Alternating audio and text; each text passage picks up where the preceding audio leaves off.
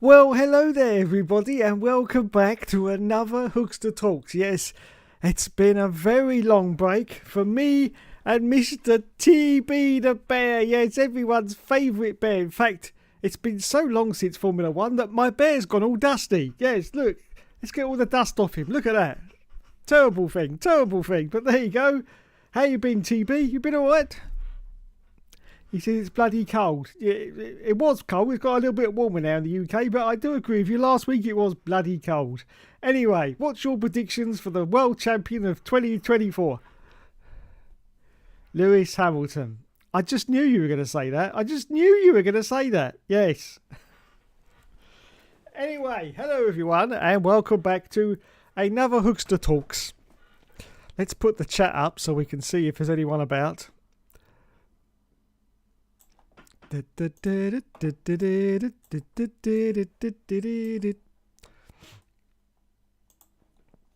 Right, let's make myself a little bit bigger.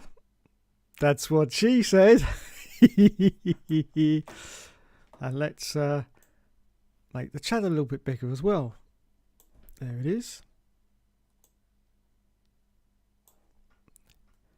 Move that over to there. Like that. Hello, Mr. Greg Brown. Welcome to the stream. He says, let it hook. Let it. I like that. Let it hook.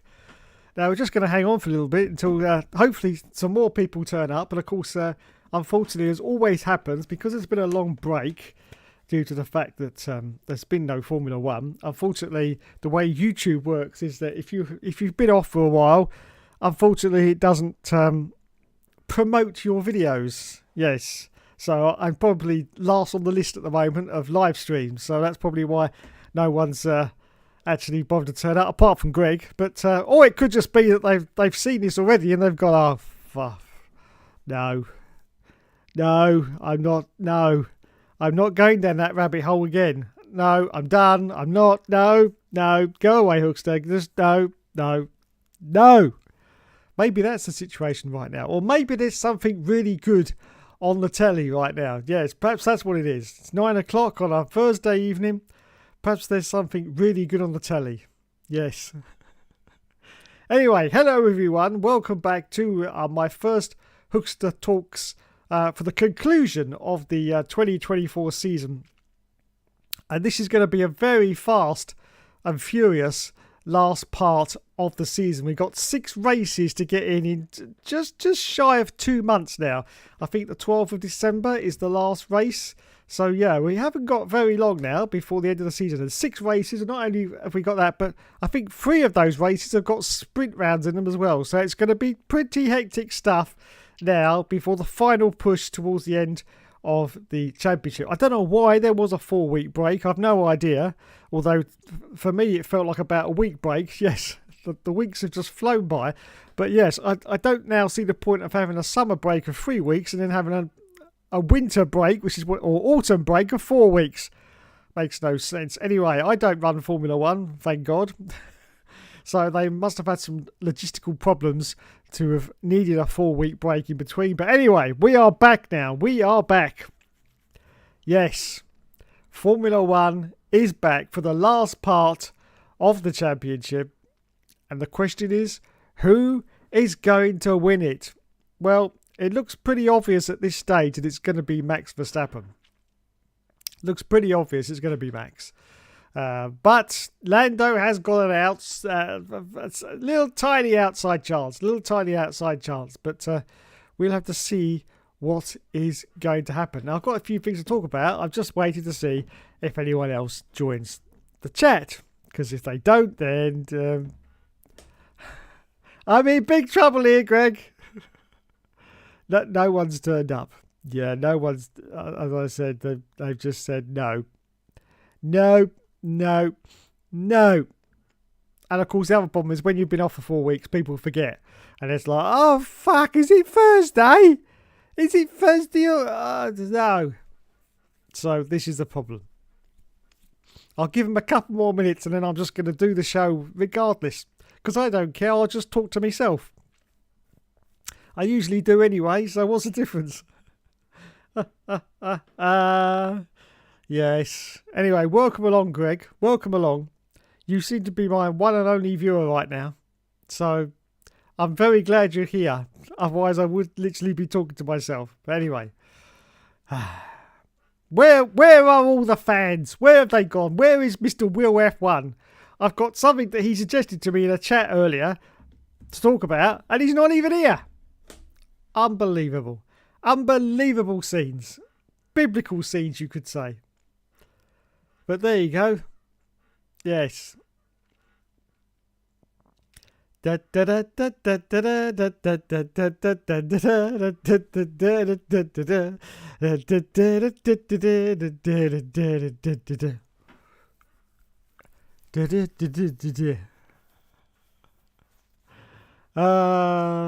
is what I love about YouTube. This is what I love about YouTube. Yes. Just when you think things are going well, it all turns to a complete mucky puddle mess. Yes. Dear. Anyway, we will continue. Greg says, I'm being the best audience possible. Yes, you are, Greg. You are the best audience possible because you're the only audience. Yes. Everyone else has deserted me. Now, as I say, it's unfortunate that when you're off YouTube, YouTube has an algorithm, and it's very hard to describe how YouTube works, actually. But someone did describe it very well a few years ago, and I've actually sort of gone with that. And that is, YouTube is like an ocean. It's constantly flowing, and you know, once you release a video, your video then gets onto the ocean, and you become part of the waves. But at times, the ocean is completely still and nothing's really happening. And that's what can happen on YouTube. And so that's why your videos don't really get pushed forward, unfortunately, due to the algorithm. Now, if you can beat the algorithm, you're doing very well indeed.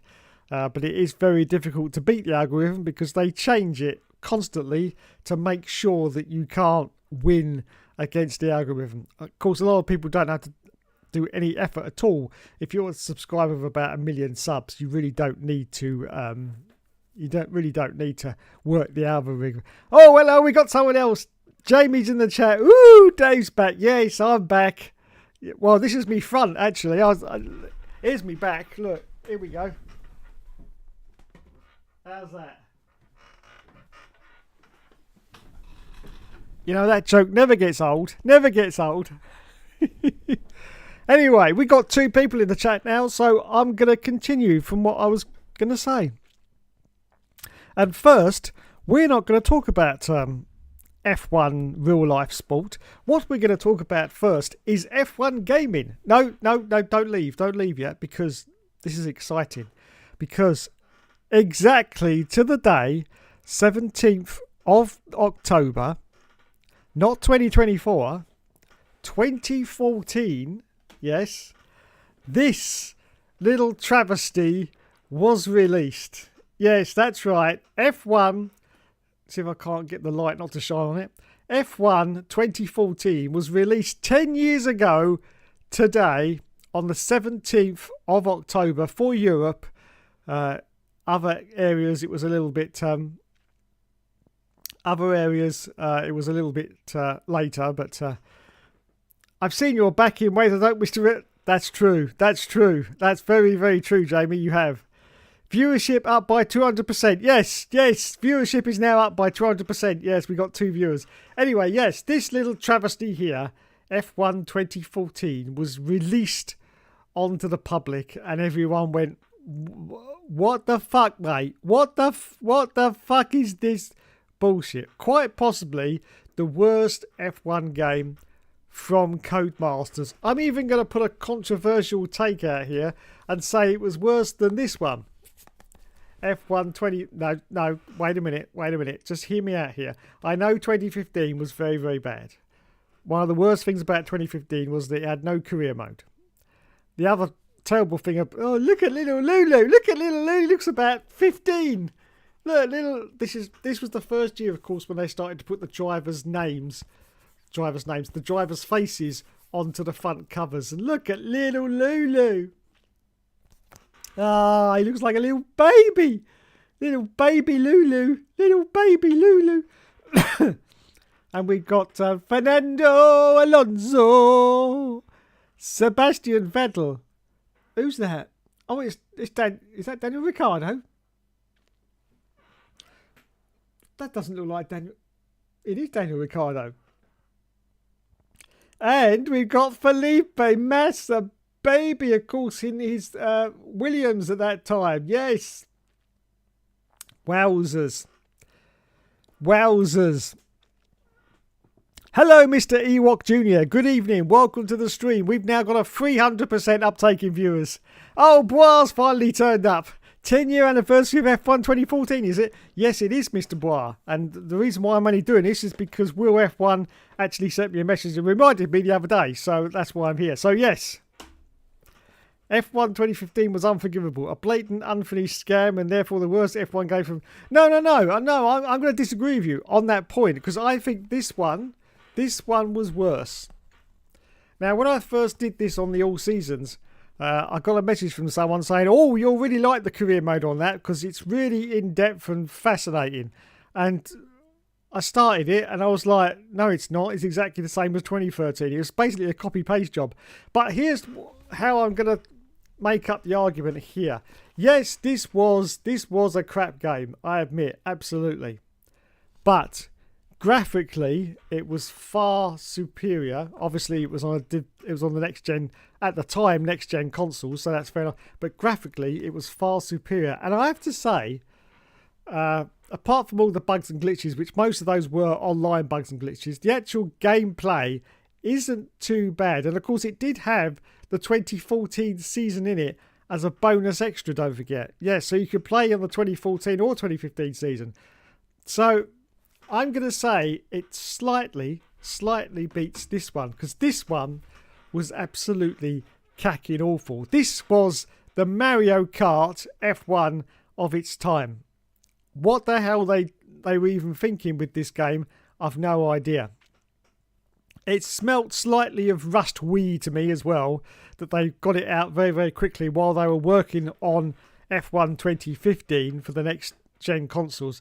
But it was just horrible. And the worst thing about this game is the engine sounds, which they just didn't get right. And that's the stupid thing about it, because you can play the 2014 cars in this game and the engine sounds sound pretty much how they should do. And yet, in this game, it sounds like God knows what. It's the worst engine sound of a Formula 1 game you have ever heard in your life. Well, from Codemasters anyway. So it's just really, really weird. But anyway, this was the game. 10 years ago today, released to the public to lots and lots of criticism, I have to say. Let's just read the blurb off the back. All the official cars, drivers and circuits from the 2014 FIA Formula 1 World Championship. New cars, drivers and rules. Experience the game-changing turbocharged 2014 cars. The most accessible F1 game yet. New driver evaluation system sets the game to your level from beginner to elite. And all new circuits for 2014. Experience the Sochi... Oh dear, that's not aged well, has it? Experience the Sochi Autodromo in Russia and race Austria's Spielberg circuit for the first time in 2014. Wowzers. Wowzers me trousers. Yes, this of course was for the PlayStation 3 and it was in 720p HD output. Wowzers, remember those days? Oh, the good old PlayStation 3. 720p dual shock vibration. Oh my goodness, fantastic.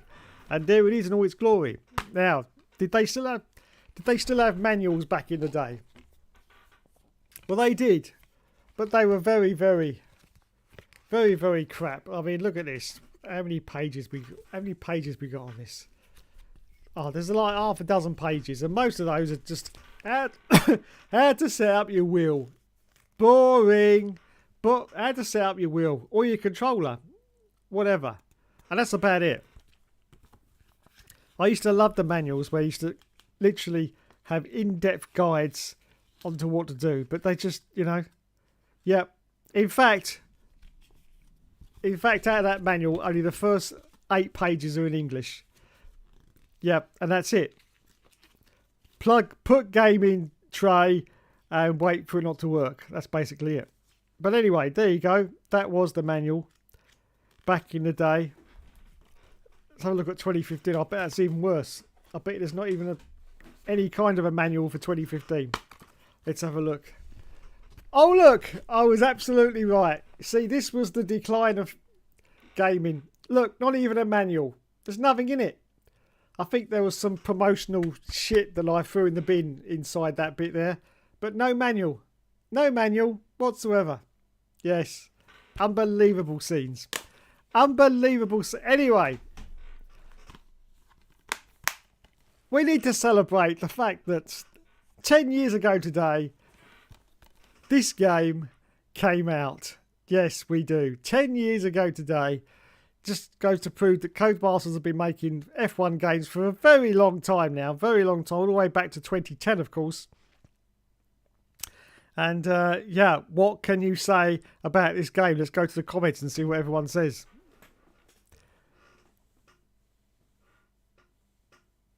I think that message was sarcasm, Dave. All right. Hello, sir. Welcome. I'm sorry, I can't pronounce your name. And I can't even attempt to. I'm sorry. Not a bug, it's a feature.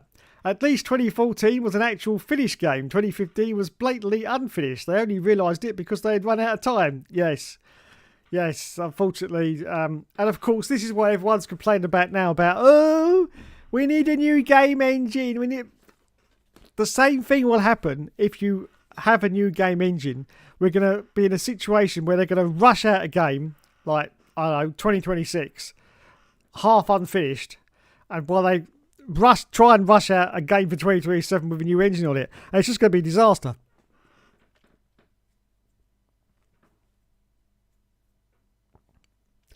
Get Jensen Button on this all season's rubbish. Yes, he will be, don't worry.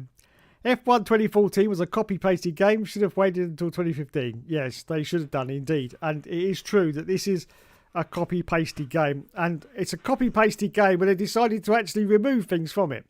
Because if anyone remembers the 2013 game, which had the classic cars, it had Murray Walker in it, which in my estimation makes the game a 10 out of 10 instantly. It had Murray Walker in it, and it had some classic tracks as well. Only 4 tracks, but at least it had classic tracks and classic cars. I do believe that was the first... Was that the first time we had that in a Codemasters game? Classic cars?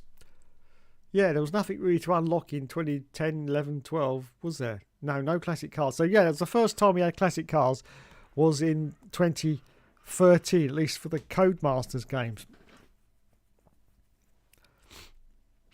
But yes, it was copy-pasted, only copy-pasted worse because they removed the features of the classic cars. I don't know why, but I mean, why would they get rid of them? I've no idea, but they did. And it just ended up as a very poor Formula 1 game. And I think this is where the decline of F1 games started. I think it started here. It got very, very bad here. Then it got a little bit better with 2016 onwards, but then it started to decline again. So yeah, that's my theory. But anyway, let's celebrate F1 2014. 10 years ago today, it was released. Now just imagine that. Yeah, 17th of October, they were just releasing a Formula 1 game. Now you couldn't have that these days, could you? No, not in October. That would be, ridiculous. Personally, I think they should release them still in October, because the game comes out with like so many bugs, and by the time they fix them, it's October anyway. So just release the bloody thing in October and be done with it. Nobody really cares. Yes, nobody cares that you bring a game out in, what was it this year? What was it this year? May. Oh, my camera just froze. I do apologise. Nobody cares that you brought an F1 game out in May. No, we'd much rather have a finished game brought out in October. And I've just heard through some chats that in fact Codemasters have now given up on the F1 2024 game. They are not doing any more bug fixes. That's basically it. And they'll try and do some more fixes for the next year's game. But as far as 2024 is, they're done now. They're done because it's October. And so that's the end of the development cycle for 2024. So if you're still playing 2024 right now, what you've got is basically the finished product. Even if it's bugged to high heaven, it's the finished product. And that's it. They're not going to do any more because the development cycle is over. Happy birthday to Kimi Räikkönen as well, by the way. Well, is it Kimi's birthday? Is it Kimi's birthday? Hang on, I've got to look that up.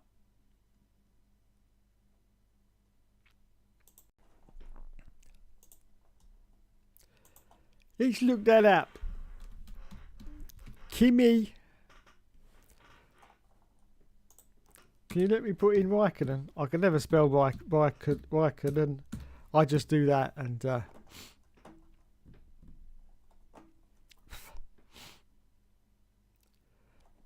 Let's make myself smaller. There we go.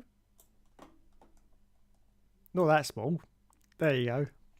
Yes, there it is. 45 years old. Kimi Räikkönen, the Iceman himself, born on the 17th of October, 1979. 1979. Wowzers. The same year Star Trek the Motion Picture was released in cinemas. Yes. Just thought I'd get that in because I'm a major Trekkie. There he is. Yes. So sad he's not in Formula 1. But there you go. It's Kimi Räikkönen's birthday today. So, yes, on the anniversary of that and the anniversary of F1 2014 being released, or should I... Released is probably not the right word, but there you go. Kimi Räikkönen. But anyway, we don't want to know about Kimi Räikkönen, do we, lads? We want to know about the good lady Räikkönen. How old's Mintu? Mintu's 37 years old. 37 years old. Wowzers me trousers. Yes, a former, or I'm saying former, I mean she might still be, but a former fitness model. And Kimi is one lucky bloody man. Yes, indeed. So there you go then. Happy birthday to Kimi Räikkönen. Kimi Räikkönen, who is having a birthday today. Well done, Kimi.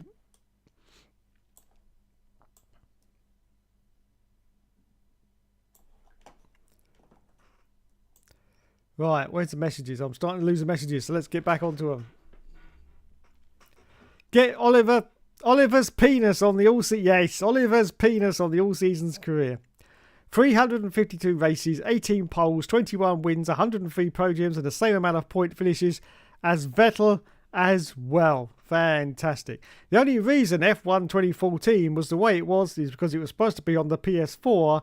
However, they had so many problems with the new gen consoles they had to release a copy paste just to meet their contractual obligations. Yes, so there you go.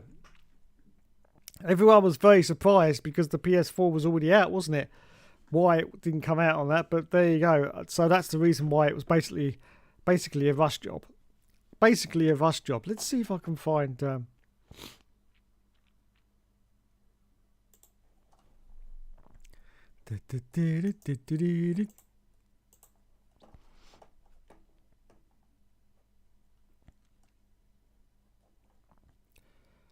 See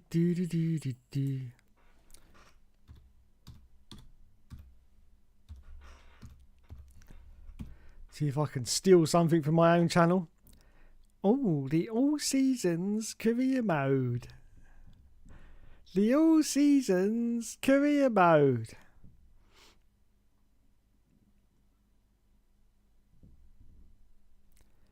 New season, new. That must be it, mustn't it? Oh, you can't see that because I'm blocking it out. Let me put that over there. Right. New season, new game. Here it goes. This must be it. Da-da-da. Oh, adverts. Stop the adverts. Stop the adverts. Stop the adverts. Now, talking about adverts, is anyone else absolutely fed up with the adverts on YouTube right now? It's just absolutely ridiculous. It really is. Just every single video I upload now, I have to go through and manually get rid of at least 4 sets of adverts. What I try to do is make sure there's very few adverts at the beginning of the video. So like the first 10 minutes or whatever, and then I put like the ad breaks in for the last 10 minutes of the video. That's what I try to do anyway, because, you know, the first 10 minutes of a video is when the engagement is at its highest. After that, it does start to drop off. So I try to have a complete 10 minutes at the start of the video when there's no ad breaks. That's what I try to do anyway. But I just find it's ridiculous. Ridiculous, the amount of ads on YouTube right now. Let me just put my speaker kit on. What else have we got? Got to put the desktop audio on. So this apparently is the first episode of the All Seasons on 2014.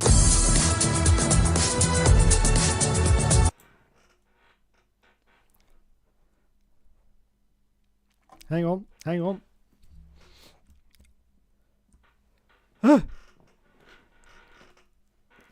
Excuse me. Right, here we go.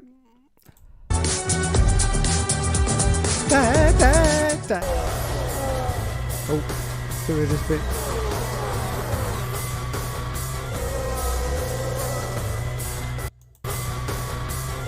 Who remembers this? When did I release this? 5 years ago. Oh my goodness, 5 years ago. I was just a little baby then.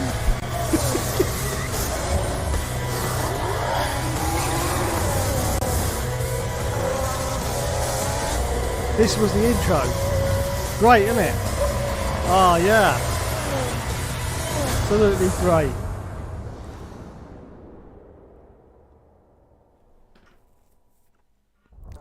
Well, hello there, all you strange and interesting creatures of the internet, and welcome back to the All Seasons on F1 2014. Yes, we're finally here, or as we like to call it, Mario Kart racing. Yes, that's right.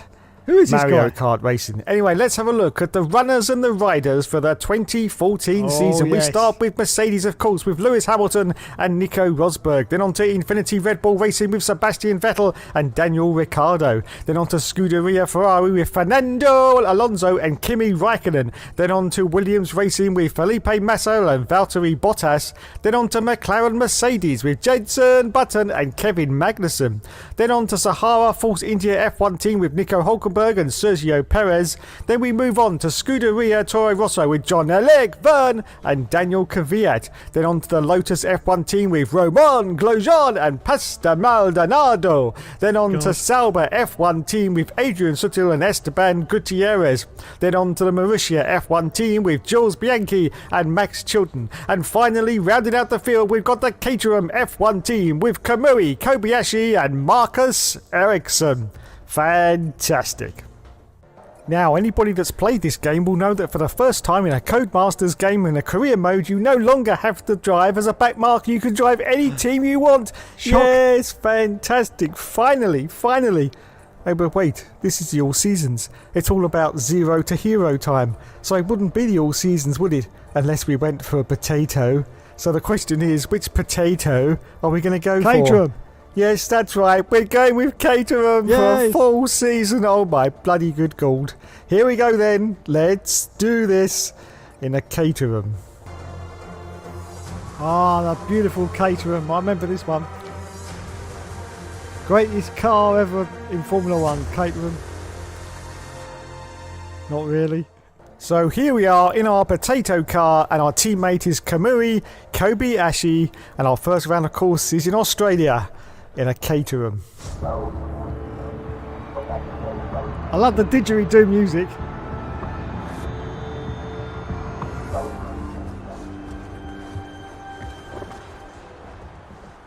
So here we are out for the first time in our gorgeous Caterham Renault, and let's just listen to those gorgeous V8 engines. Ah, she's better.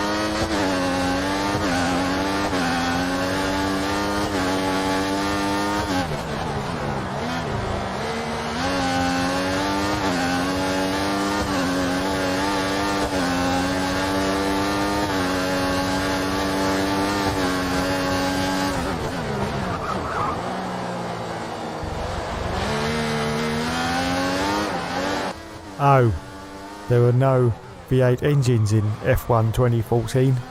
Just a 1.6 litre turbocharged hybrid. That's right, hybrid.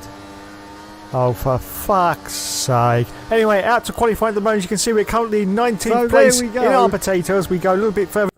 Shush, Dave, shush. And oh my goodness gracious, bloody good call. As expected from our Caterham car.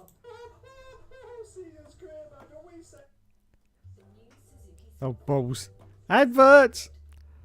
Go away!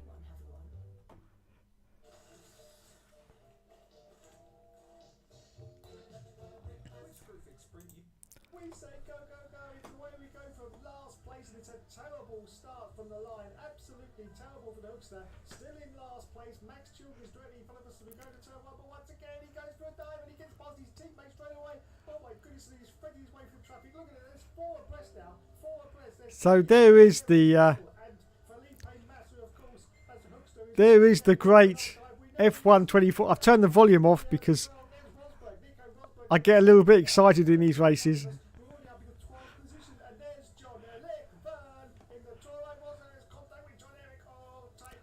I mean, just look at the superb graphics of F1 2014.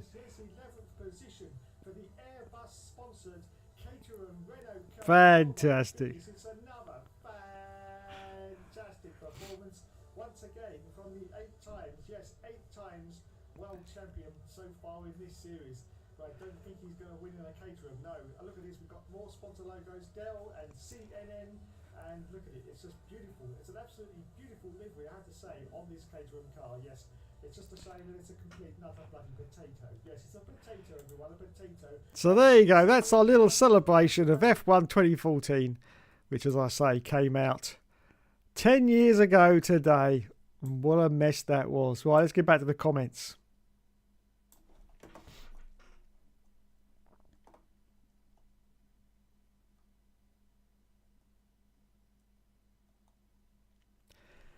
Plano Place says F1 2015 was a disaster. I ended up not buying the game until 5 to 6 years later.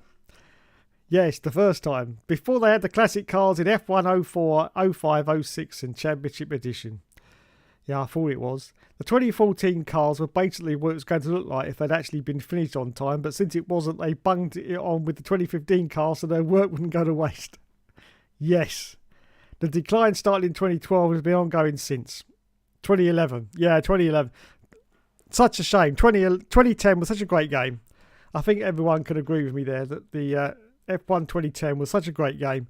And then 2011 came out and everyone was like, what the chuffing hell is this bullshit? You know? They just altered it so much. And it's one of the very few F1 games I know where actually increasing the downforce levels makes you go faster. Which makes no sense to me whatsoever. Never has done, but yeah, increasing the wings made the car go faster. And of course, if you were on a controller playing F1 2011, well, it was good night. It was good night because that game was specifically set up for wheel users. Everyone knew that, and for a controller user, it was just absolutely rank. It really was. So that was the start of the decline, I think. They should have just copy-pasted 2010 and be done with it. You know, it could just been an update of 2010 and everyone would still have got it, but no. Codemasters, in their wisdom, every single year they have to start again from scratch. You know, it's just, drives me insane. It does. Drives me insane.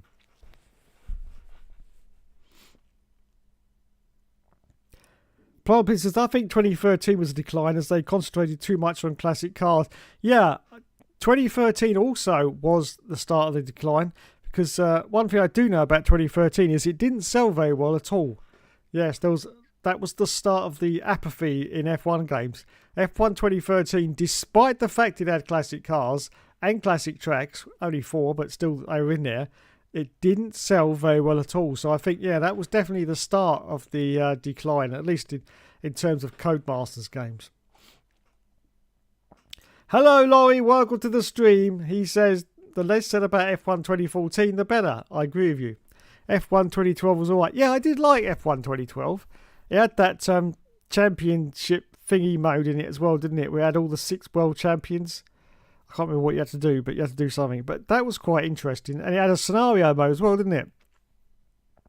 Where you did different race scenarios, where you've only got 3 wheels in your car or whatever. You have to go around and finish with it. So like anyway. But I used to like the sort of scenario mode. So yeah, 2012 was definitely an improvement on 2011 because finally you could turn the wings back down to their usual levels. I mean, everyone knows that on F1 2010 you ran all the time with the wings on about 1-1. Everyone did. All the league racers did it. If you're doing a career mode, you just put the wings on 1-1. And you had that famous now setup with the camber and the toe, wasn't it? I think where you had the camber set all the way to the left and the toe set. I can't remember which way around it was, but whichever way it was, you had one set to the left and one set to the right. And that was basically the universal setup for F1 2010. And everyone just did that setup, and it worked. With 1-1 wings, it just seemed to work on every single circuit. But then, of course, 2011 came along and they just completely changed it, and it was just rubbish. But at least with 2012, you could go back to those very, very low wing levels that you had earlier on, which was great to see. They did pick up again with 2016 until 2020. Yeah, I agree with you there. Then when EA took over, the series began to die. They did. Yeah, 2016 was a definite improvement. It was very much like 2015. This game here, it was very much like it. The graphics were pretty much identical, so they didn't sort of do any updates to the graphics, but they did put a proper career mode in. I still, to this day, don't understand the logic of a 10-year career mode. I don't understand it. I just don't get it. I don't know why it even happens, but it does. The earlier games just had the balance so right with a 5-year career mode. That was just brilliant. It really was. So I just don't understand 10 years, because if you get to the end of 5 years, you're basically just starting to repeat yourself for year 6, 7, 8, 9, and 10. It's just, so I never understood the 10-year career mode, but at least there was a career mode in there on 2016. It was a very, very basic career mode, very basic. It was the start of the developments for the cars, which is something that I haven't enjoyed in the F1 games, where you've got the development tree and you've got to keep putting parts on your car, and every couple of years you get this reset. You have to basically restart again, and I just think it's pointless. And I'm also pretty sure that it does very little difference to the car. Whether you're at the bottom of that performance table or at the top, I don't think it does that much difference at all. And honestly, when I put new parts on the car, it doesn't feel any different at all. It feels exactly the same. Yes, it does not feel any different. So I don't see the point in all that resource points bullshit. It was so much better in the old games, like even going back to this one, 2014. If you remember, you had like 19 races or whatever, and every 4 races or whatever, I think it was every 4 or 5 races, you'd have like a little gear icon above the circuit you were going to, and that told you that you had a development that you had to do to continue. It's just one set of courses. You may have to, try and beat this time or whatever to get something put onto the car. But I think that was such a lot better system, just having like 4 or 5 developments throughout the whole year instead of all this constantly trying to get resource points to upgrade the car. I just thought, no, I just never got on with it. I didn't mind the development tree, but the way they changed it since 2021, where most of the parts that you get are now hidden, I just don't get it. And I still don't get these discounts. Even to this day, I don't get the discounts. I just don't get them. What? And why? Why? And what's it all about? I just don't get it. I'm sorry. Hello, Mr. Will F1. Welcome to the stream. Look, I do listen to your message you sent me. I think it was on YouTube, wasn't it, the other day, about the anniversary of F1 2014. And you are correct. I did look it up just to check. And Thursday's stream was the right day to say that this is 10 years old today. To everyone who's just joined me, 10 years old today. This was released to the public, F1 2014. Yes. Look, PlayStation Network. Look at that. PlayStation Network. That was the days, I think, when the PlayStation Network was free. Who remembers those days? Who remembers where you didn't have to pay to play online on PlayStation? Yes. Now, Xbox, I understand you had to pay from day one to be online. I understand that is correct. But for PlayStation, when they launched the service, it was completely free. And that was just brilliant. And of course, they had that home service as well, if you remember that, where you had your avatar and you could go and meet other people and say hello and, pretend to chat them up if you're a man or a woman.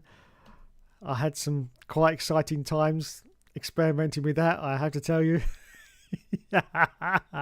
Especially in the nightclub. Who remembers the home nightclub? Oh, yes.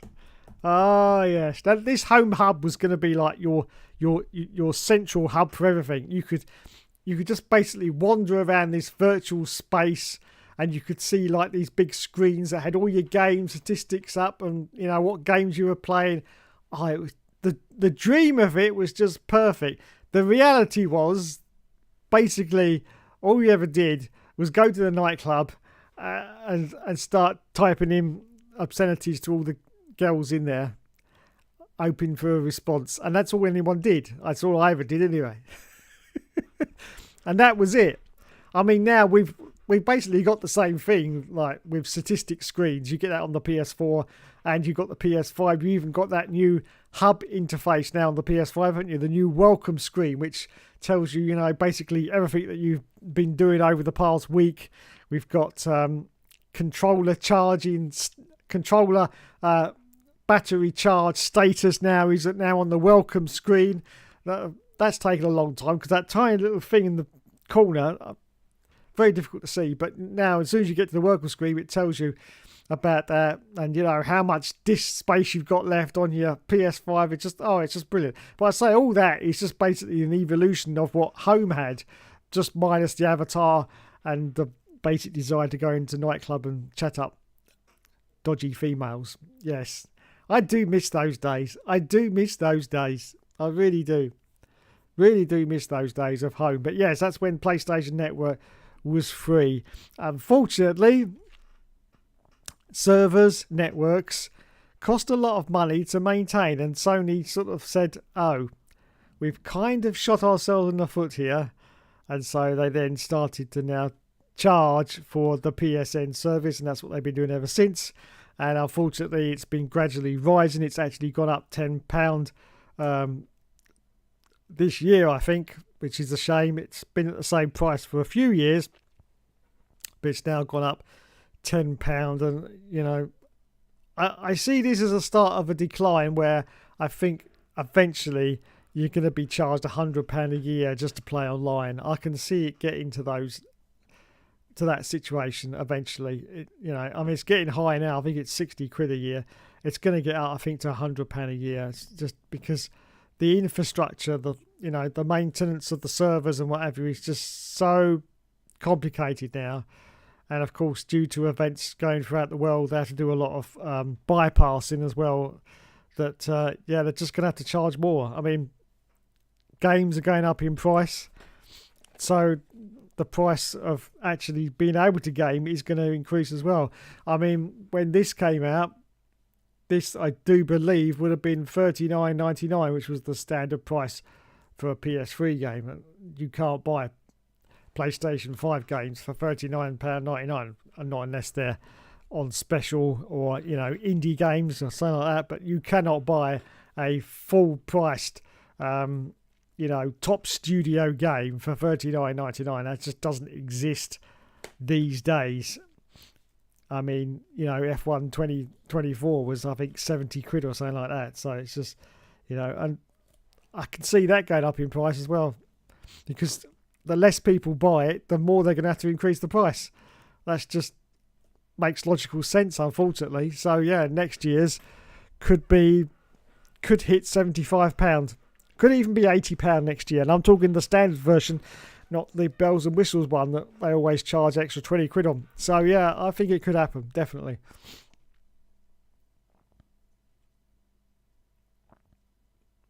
Laurie says the less said about F1 2014, the better. Yes, I agree with you. F1 2014 is worse than F1 2015, in my opinion. Yes, and I have to say, Will, I was here earlier, and I agree with you. I say it is worse than 2015. 2015 is an atrocious game, without doubt. It is an atrocious game, but the graphics, the gameplay are very nice. They are very. It doesn't handle very well. The handling isn't anything special, but you can get used to it. You can get used to it. This one was very difficult to get used to because of the way Mario karted around the corners. So, it was a real pain to play. But if you got used to this one, it wasn't too bad. And graphically, I still say the graphics on this game are better than F1 2024. Without a doubt. Now, the reason for that is quite simple, because there's no career mode on it. So all that resources that were needed for a career mode, they could just invest completely into the championship season, and that's exactly what they did. So the graphic quality on 2015 is just better than 2024. I know it sounds stupid, but it is. It is better quality in graphics. Now, the worst thing about 2015, of course, was the online aspect, which was a joke. I mean, everyone made videos about that. Even I made videos about how bad the online was, and it was completely broken. But as I say, as a game on its own, and the fact that all you can play is a championship season, so like the old F1 games, you pick your driver, you go through a season, and that's it. There is no more game after that. Your only other option is to pick another driver and play a season through, and that's it. But that's how F1 games were back in the day. We didn't have any of this career mode back in the day, so it was going backwards, but it was still what we used to have back in the old days. And of course, you had the option of playing the 2014 season as well, so you could actually do a two season career with the same driver if you got the same driver that was in 2014 and 2015. I think Fernando Alonso was he in 2014 and 15 in the same car? I'm not quite sure, but anyway, I'm sure there was like at least half a dozen drivers from 2014 that were in the same team for 2015. So you could do a 2-season career mode. I mean, obviously it just ended at the end of 2014 and you had to restart to 2015. But yeah, you could do yourself a nice little 2-season sort of career mode. And of course you had now the bullshit of, putting development parts onto your car. You basically just had to make sure you picked the right car, because if you picked a slow one, then it would be a very boring season. So it's always best to pick, like a Ferrari or something like that. But yeah, technically, it wasn't a bad. It was a starting block to what we've got today, because basically it's still using the same engine. Hello, Mr. Champ 92. Welcome to the stream. He says, keep racing for life. Yes, indeed. Race fans. Yes, Kimi is 45, Dave. 45. Wowzers. Wowzers. Kimi Raikkonen, going in and out as quietly as he wanted to, stands in the Hall of Fame like the script and will.i.am. Yes. F1 2012 probably be the 4th best game by Codemasters. 4th best game. Yeah, I'd agree with you. I'd agree with you. Red Bull accused of cheating and they admitted it. Shock horror. This team is falling apart. Red Bull accused of cheating. Let's have a look at that. Let's have a look at that.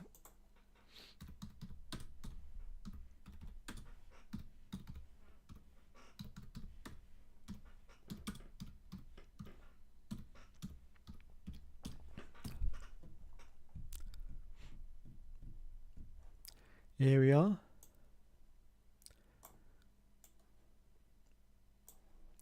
It is understood that around the time of the Singapore Grand Prix in September, one of Red Bull's rivals uncovered that the team had a mechanism on their car that allowed them to change the ride height under parc fermé conditions, which is not permitted under FIA regulations.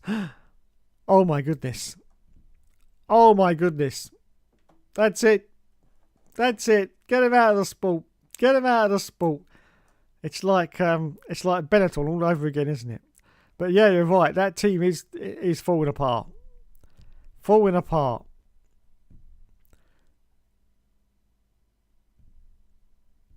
There you go. Anyway, I can't click on those videos, but if you want to check that out after the stream, then please feel free to. But yeah, see if I can find some text about the.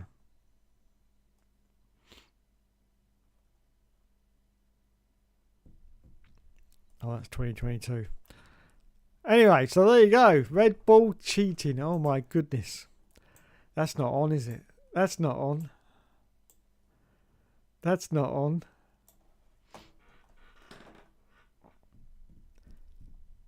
Get Kimi Räikkönen on the all seasons rubbish.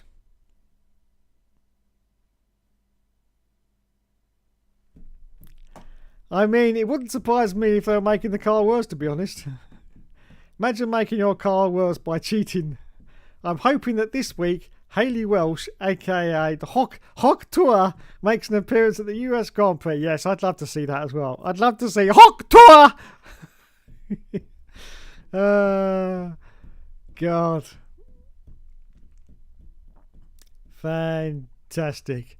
Yes. I've been watching her podcast. Not really. No. When I say watching, I'm like 30 minutes watching. 30 seconds watching, not 30 minutes. 30 seconds watching, yeah. Because I'm just waiting for all these fantastic celebrity guests she's having on. As I say, so far she's had her gran, the American comedian Whitney Cummings. She had someone else on the other week who I didn't even know they were. So, yeah. Great work, Hayley. Great work. I can't wait for you to get someone really famous on. But I don't think it's going to happen. Shush Plynal says Kimi. I'm surprised people don't put F1 2010 that high on their rankings of Codemasters F1 game. I'm assuming people didn't like how easy AI were to beat on certain tracks on 20% races. Yeah, that was the only problem with F1 2010 was that it was pretty easy. But saying that, it also had a wicked situation where you could very easily lose the car. And that's what I loved about the game. It's the fact that at any moment the car could snap from under you and you'd lost it. And you had to but you could manage to catch it. You had to be very, very quick, but you could catch it. And that was what I found great about F1 2010. But yes, unfortunately, the AI, even on the, was it Legend level? I think it was Legend level back then. Even on Legend level, the AI was not very difficult to defeat, as to be said. And of course, the further up you got through the cars, like the top cars, it was even easier. But you see, for a lot of people like that. You know, a lot of people don't like difficult games. If you're someone who's, you know, you're going out to work every day and you come back, you just got like an hour to spare. You don't want you know, a difficult F1 game. You just want something that you can pick up and play very, very easily. And F1 2010 was definitely that, because you could definitely get straight into it. And it was remarkable how fast you'd be getting into it as well and racing. Whereas if you look at a game like F1 2024, I think when I'm not doing 2024 at the moment, but even on 2023, it's like 55 minutes of recording before I even get to the race start, because I've got to go through all the practice sessions, the qualifying sessions, and of course if there's a sprint round as well, that even adds more, because I've got like six laps of a sprint. And of course in 2024 it's even worse, because you've now got sprint qualifying. So I think now it's nearly an hour before I get to any racing on 2024. Once you've gone through all the practice, you've gone through the sprint qualifying, the sprint race, and then the qualifying itself as well, which is just ridiculous. It's like 55 minutes. But with F1 2010, I don't think anyone did the practice sessions anyway, did they? Because they were pointless. There was a couple of developments that you had to do during the year, I do believe, on 2010, but nothing too serious. But no one did the practice, so you could be straight in there into the qualifying. Which, what was the format on 2010 for qualifying? Oh, it's the same as what we've got now, isn't it? But, of course, the remarkable thing was you could do a one-session qualifying, couldn't you? Which is what you can still do today, which was just an 18-minute session, which unfortunately was something you couldn't do on like the older games, especially F1 Championship Edition. You had to go through all those 3 sessions of qualifying, which was a little bit annoying, I have to say. I mean, qualifying format works great on the telly watching it, playing it in a game, going through 3 sessions, really doesn't work. Really doesn't work. No. I always go for just one single qualifying session, an 18-minute session. And that's what you could do on F1 2010. So literally from booting up 2010, in 18 minutes, you can be starting a race. And you just can't do that now. Well, unless you skip all the sessions, of course, or simulate, and then you can do it. But you just can't do it. You're literally looking at 55 minutes before you start racing if you go for one with a stupid sprint race session in it. It's just, you know, and a lot of people, I say, when they come home from work, they've only got an hour, you know. So they're not going to spend an hour going for all that balls just to do a race. That's a problem. That is a problem.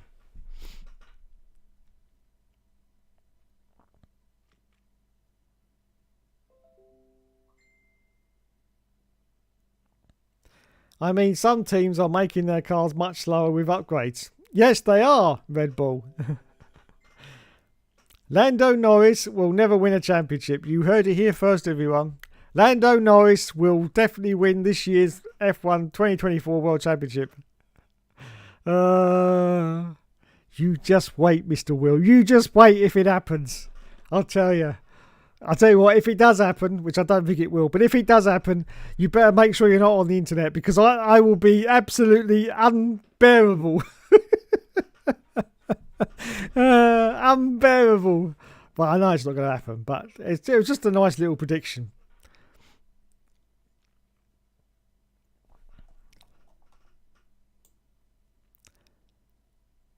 Not at this rate, he won't. Both Piastri and Norris have been embarrassing this season in that rocket ship. All the Piastri hype needs to calm down. Will F1? Nah, Red Bull is the real embarrassment. Funny, part of the place says funny that GTA 5 was released on PS4, came out November the 2014, before an F1 game ever came out on PS4, July 20. Yes, that's quite correct. That's quite correct. Red Bull Racing can't even win legally. That's also true. No adverts, less content creators, sadly. That is true. That is true. But there was plenty of content creators out, you know, when they did have adverts. I'm not saying no adverts. What I'm saying is too many adverts. There are too many adverts. I mean, every single one of my all seasons, which I think they're usually about 30 minutes long, yeah, the adverts are auto-generated by YouTube. I have to let it run for about 2 or 3 hours before it finally auto-generates the ad breaks. But whenever I go to it, we're talking just 30 minutes of a program. 30 minutes. You imagine that on a standard TV program, 30 minutes, something like The Simpsons or whatever, you get one ad break in that, wouldn't you? Maybe 2, but usually just one ad break in a 30-minute program. And if you've got an hour program, you usually end up with, 3 ad breaks, don't you? Lasting about 3 minutes each. And that's about it. But for my half an hour episode of the All Seasons, YouTube automatically inserts 8 advert breaks. 8 advert breaks, which I think is absolutely ridiculous. And on last Sunday's episode, they inserted 2 advert breaks 30 seconds apart. So you'd literally come back to the video for 30 seconds and it'd go to another advert break. Now that is stupid. That is what would make people switch off your video straight away. Not because you don't want to watch it's because you don't watch the ads. But you certainly don't want ads and then 30 seconds later get another ad. Whether that was a glitch or not, I don't know. It may have been just a glitch. I've not seen that before, I have to admit. But yeah, but just 30 seconds difference between 2 advert breaks. That's just ridiculous. So as I say, I get 8 advert breaks and I go out and I basically chop half of them away. So I think I'm left with 4. And I say for like the first 10 minutes of the video, I try to have, apart from the ads that YouTube add to the start of the video, there's nothing I can do about that. But apart from that, I try to do the first 10 minutes to run it at least with no ads at all. As close as I can anyway. Just to keep the engagement high. And then I try to put all the ads in like the final 20 minutes or whatever. Like 4 advert breaks. But I just think that's just so stupid. I mean, we all know why they're doing it. Because they're trying to keep their revenue as high as they can, because they've got a huge problem, and that is that there's a very, I'm sorry, I can't mention this on YouTube. There's a I can mention this. There's a very, very, very big country right now. Very, very big. Yes, massive in fact. Where YouTube is actually banned. So nobody in this big, massive country is watching YouTube videos unless they've got a virtual private network, a VPN network, and they can do it that way. But YouTube is banned in this country. And that's a lot of viewers. And not only that, but a lot of revenue as well. That's revenue that YouTube have now lost due to the fact that YouTube is banned in this very, very, very big country. So they've had to make up that shortfall by basically just cramming in as many advert breaks as they can get into every video. It's just they're ladling these advert breaks in. It's just ridiculous. And now even worse, I've heard they're going to put advert breaks in if you pause the video. So say you're watching a video. Now I do this all the time. I watch gameplays of games I'm playing because when I get stuck, I like to see what the solution is. So I put it onto YouTube and I get the solution. And so after I got the solution, I might press play for a couple of minutes, might press pause for a couple of minutes before I continue. Now, when I press pause, I'm going to get an ad break. I mean, that's just crazy. That's just crazy. Ad breaks during pause. Yes. Oh my God.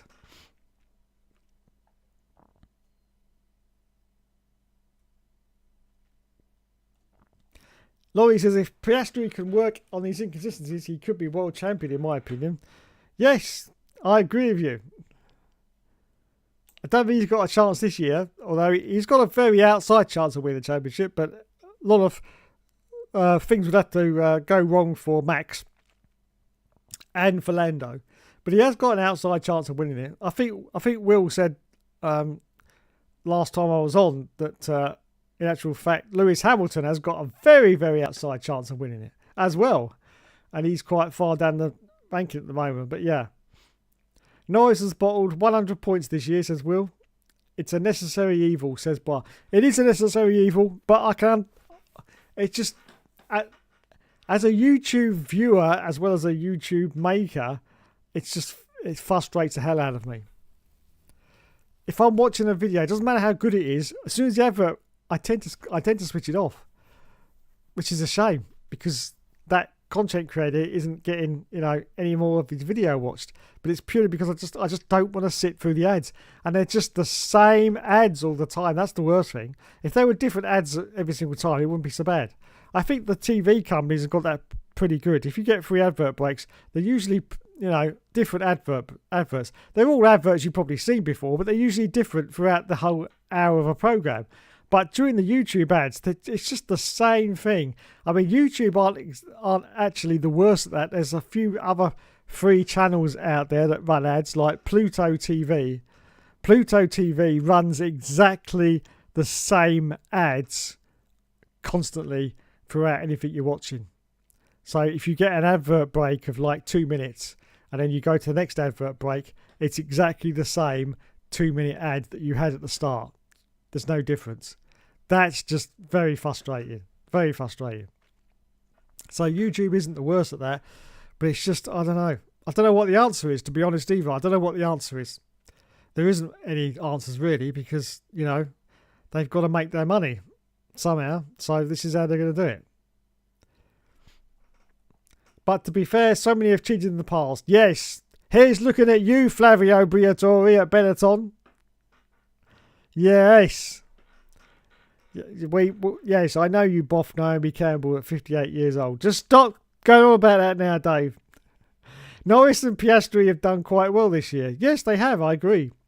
James Voles is the worst team principal, says Will F1. Now, that's a controversial take, but I happen to agree with you. I do think that is not going to be very good over the next couple of years for James Voles.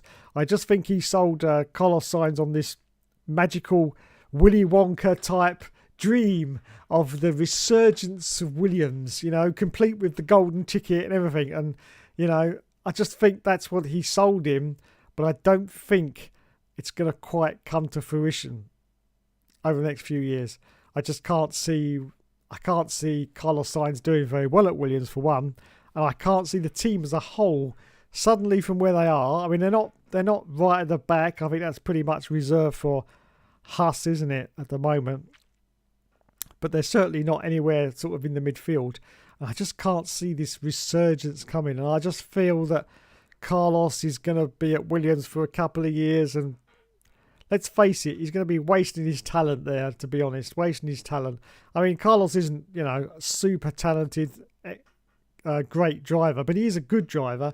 And he's certainly better than being in a Williams car at this point in time. So we will see if Mr. James Vowles, otherwise known as Willy Wonka, is going to pull this off. And it is going to be magical, and you're going to have Oompa Loompas in the background in the Williams garage. And it's going to be, but I don't think it's going to be magical. I just don't think it's going to be magical. I think it's going to be more like the other M word, which is mediocre. I just think it's going to be mediocre for Williams. And I think Carlos is going to be getting a little bit fed up by about midway through next year's season. I don't see good things for him at Williams. Piastri needs to improve his pace as well. That car is dominant and they're both wasting it, says Will F1. Every team is cheating in some form. That's how F1 is. Only cheating if you get caught. Well, every team apart from Sauber, seemingly. Yes. Sauber can't be cheating, surely. I mean, if they are, they're the worst cheats in the world because it's not working, lads. No, it's not working at all, is it? Jesus Christ, Sauber. Ah, blimey. Let's also take into account there was a mini run where the car was third best. Yes, that's true. What I will say is silly is I've seen people rate Piastri, then Leclerc as a driver, and I'm like, Leclerc is close, or is it the finished article? And Piastri hasn't beaten Norris year, and 3 Leclerc is a something or other. Yes. 4 races, and that was it. Since Miami, it's been the fastest car almost every race. That's true. Piastri has had an average season. Piastri and Leclerc have similar styles. That's honestly it, really. More consistent driver than Piastri. I've seen people on MUFC Racers channel say Piastri is better than Leclerc, which is incorrect. Yeah, I'd go along with that. You're not a top driver until you beat Norris. Agreed, Will, especially this season. Norris has thrown away this championship and he's only himself to blame, says Will F1. There you go. Will F1 is an official member of the Lando Norris Appreciation Society. Yes, he pays his subscription. It's about £50 a year, I think, isn't it, Will? To be, he's a super fan of Lando, a super fan. He buys all the t-shirts, all the merchandise. He's got it all. Got it all, haven't you?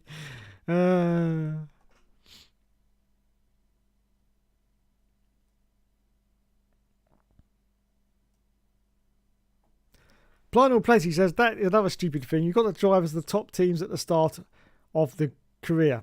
That's true.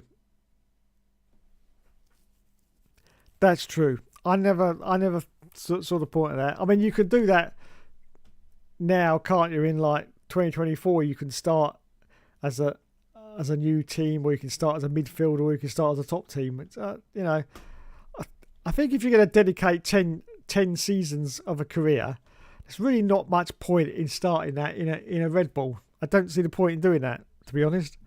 Why? Why would you do that?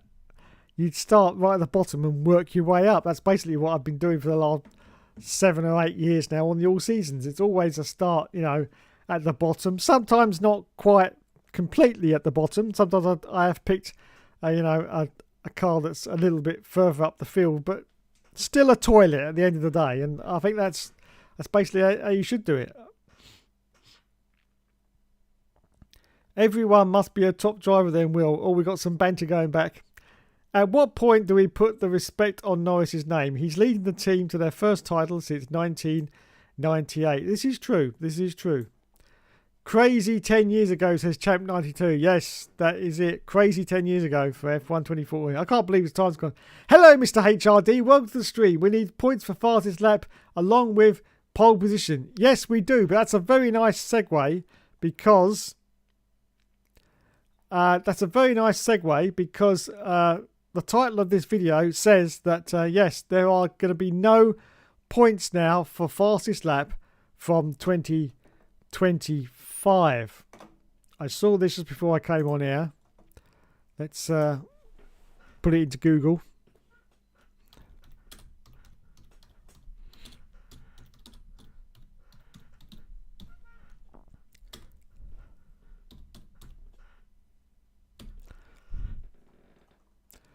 Put it into Google.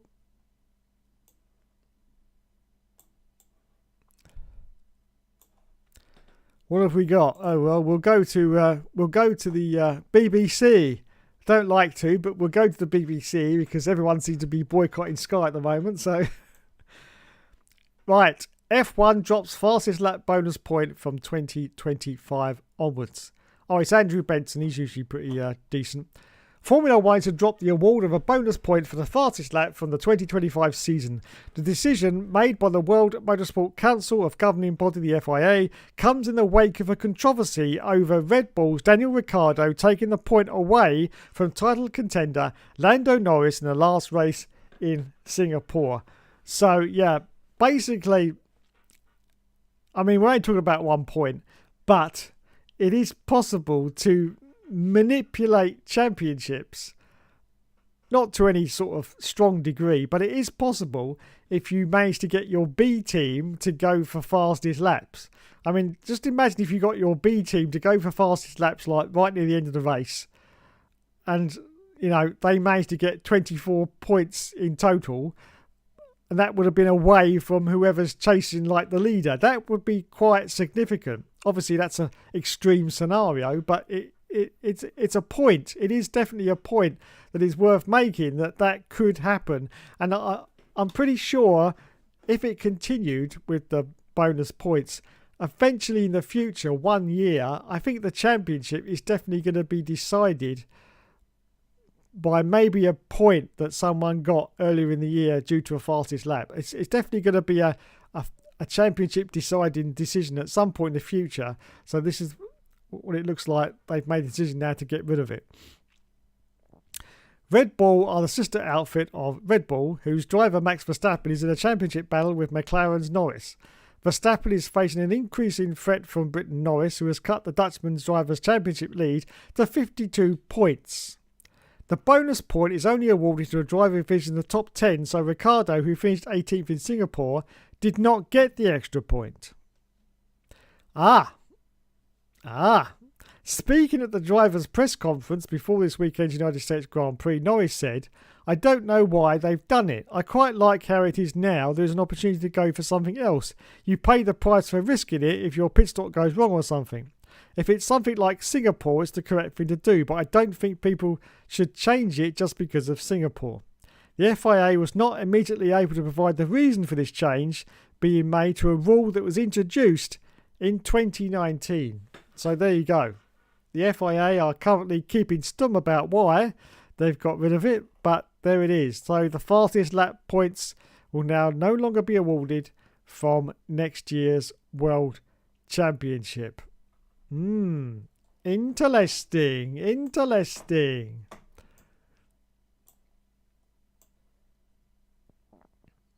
Interesting indeed. Where do I get to? You might want to turn the gameplay down. The car engines are unbearable. In fact, you might want to turn the gameplay to zero. Just play it on mute. Honestly, you'll have a better time. Just play it on mute. And if you want to, you can do what I did in last week's All Seasons race when I unfortunately lost one of the races, and just make the engine noises yourself. Yes, because trust me, even if you're doing them yourself, they'll be a lot better than the noises in 2014. Just sit there going, and you'll have so much more fun. You really will. You'll have so much more fun. Yeah, including Joe. Looks like the Hookster's going to run out of time to read all the comments. Well, that's usually what happens, isn't it? That's usually what happens. This must be the most viewers he's ever had. Yes, I think you're probably... How many viewers have I got? I can't see. Doesn't actually tell me. Quite a few.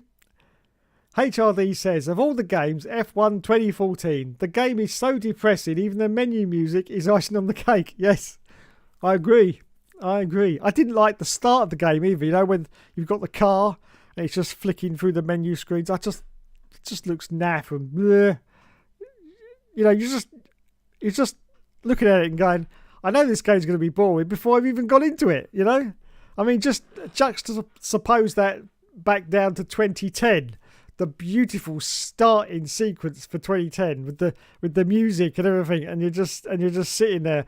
I mean, that background music to 2010 while you're just sitting in the garage. I mean, you know, everybody remembers that music and probably can still remember it now. It was just beautiful, absolutely beautiful. And then we got 2014. Will F1 says, McLaren have a dominant car. Norris bottles 90% of races. That's unacceptable and sackable, in my opinion. There you go. Another question there from the official Lando Norris fan club, Will F1.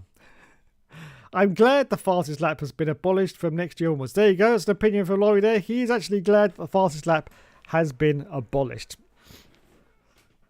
HRD says, any F1 game on Roblox is better than F1 20.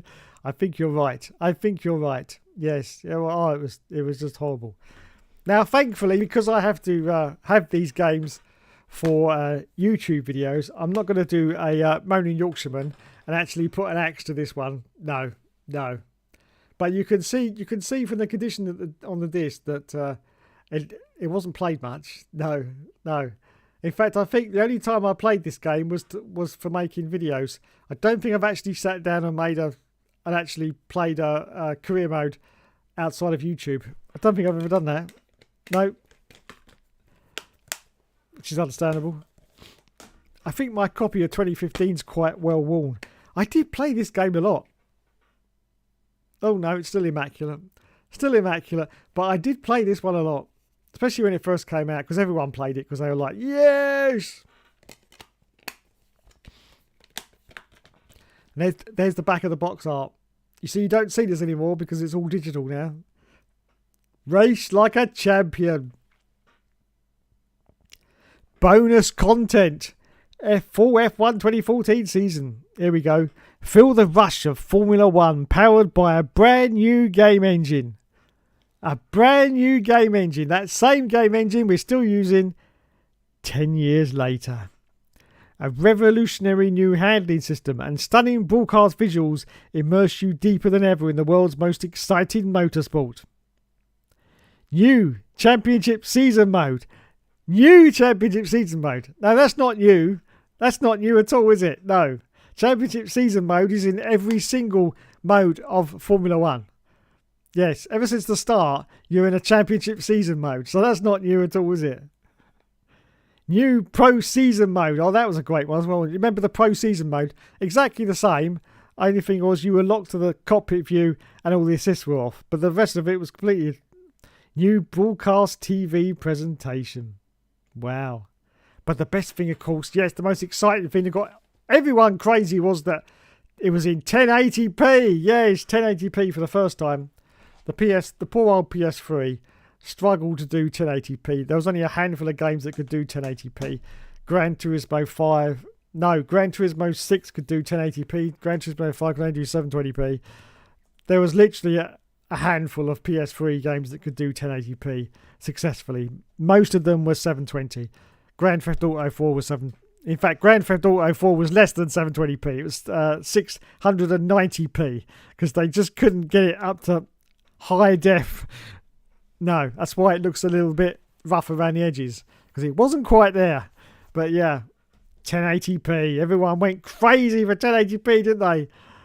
And then, of course, everyone went crazy for 4K, and then now everyone doesn't give a shit. No, it's what? I don't know. And Piastri, he needs to do better as well. Yes. A wild ad appears and is longer than the video that you watch. Yes, I quite agree. I was watching a video once and this advert came on. And you know in the corner when it tells you how long the ad's got to run. And I looked at it and it had an hour and 30 minutes. And I went, what? Are you kidding me? No, the advert was an hour and 30 minutes long. Now, I believe it was some kind of promotion for the actual YouTube content creator. But the ad was 1 hour and 30 minutes long. It would have been if I hadn't have clicked off of it. But I was like, that's crazy. Really is crazy. I think there were worse drivers than Norris, says Laurie. How many drivers would do better than Norris? Leclerc and Verstappen, yes.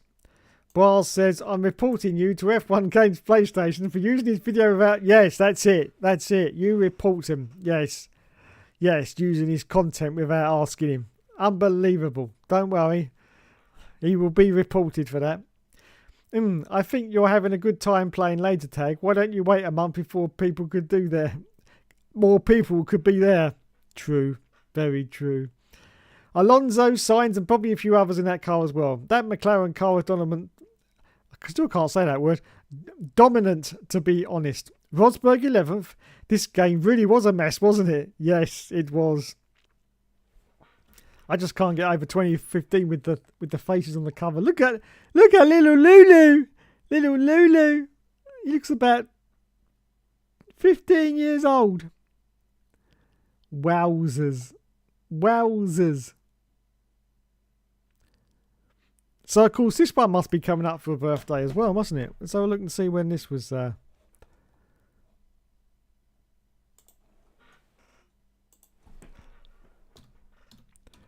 F1 2015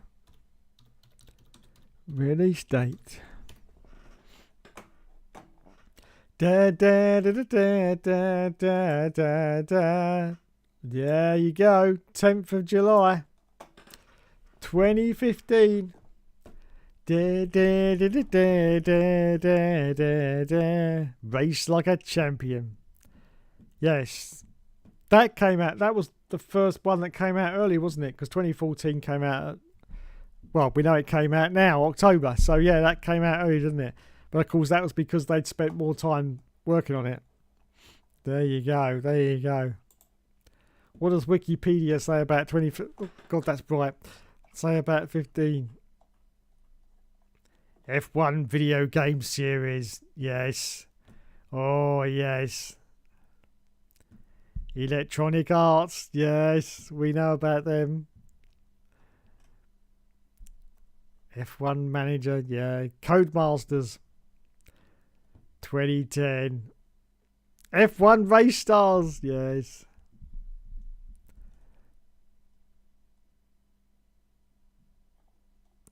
Oh, yes. Here we go. F1 2014. Despite releasing during the lifespan of the 8th generation consoles, PlayStation 4 and Xbox One, the game was released on the 7th generation consoles, PlayStation 3 and Xbox 360 instead. Oh dear, oh dear, oh dear. There you go. There is, as I say, the official release date for the UK, which was the 17th of October 2014. And that's exactly 10 years ago today, which is, of course, 17th of October 2024. Can you believe that? Can you believe that? How time has flown by. Flown by. Yes. I started my YouTube channel in, I think, September 2014. Yep. And that was the latest game when I started the channel. I didn't start it with 2014 because it was shite. I started it with the immensely more popular F1 97.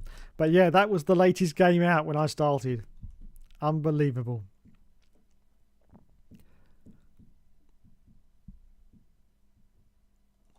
Caterham.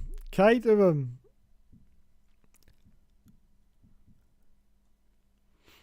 This was the last game in the series to use red flag mechanics until it was reintroduced in F1 23. Look at that. Look at that. The old red flag. Very, very difficult, if I remember, to get a red flag on this game. You had to really do quite a lot to get the red flag to come out. But yes. F1 2014 received mixed or average reviews, according to video game review agitator Metacritic. Viewers praised the new feel of the 2014 turbo hybrid cars. Really? The graphics? Really? The racing action? Really?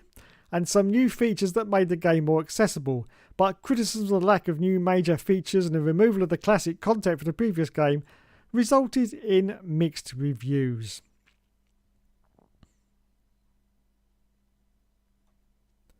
Five out of 10 from Eurogamer. Lack of new features and uninspiring career mode. Considered a step back for the series.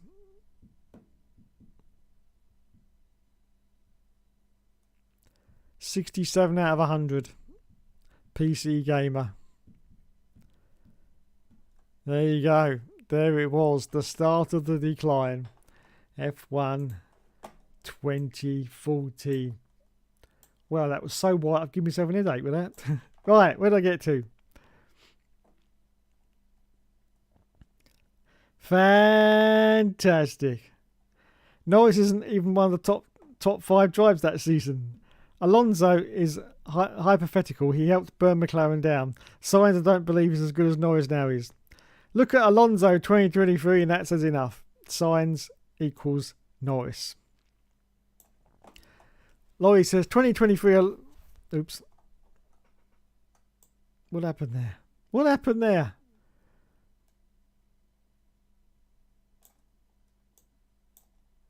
What happened there? My chat's updated and I've lost half of the question. Have I? I don't know. Blimey. Blimey. I'm sorry everyone, but I've lost some questions. I'll just go through what we got here. We got lots of questions to get through. Bloody hell. Just read the latest news. Hello DGM99. Welcome to the chat. He's on course to finish 23rd in the championship with 20 cars. That's Valtteri Bottas. I apologise, I can't read the chat from earlier. It's disappeared. What does that say? Top chat. Live chat.